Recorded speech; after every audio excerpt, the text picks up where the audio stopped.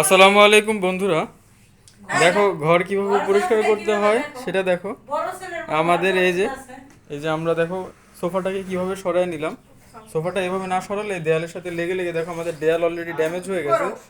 এই ড্যামেজ দেয়ালের সাথে থাকতে থাকতে আমাদের সোফাগুলো নষ্ট হয়ে যাচ্ছে। এই জন্য আমরা সোফাগুলো একটু সরায় সরায় রাখছি। দেখো সবাই ভালো করে দেখো, এই দেয়াল থেকে কতটুকু দূরে সরায় রাখছি, দেখছো কতগুলো দূরে সরায় রাখছি দেখো।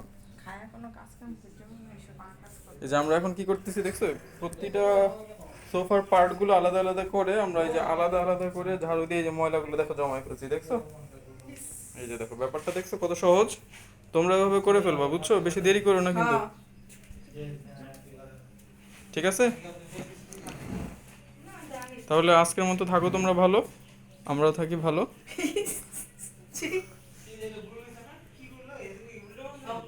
আল্লাহ হাফেজ।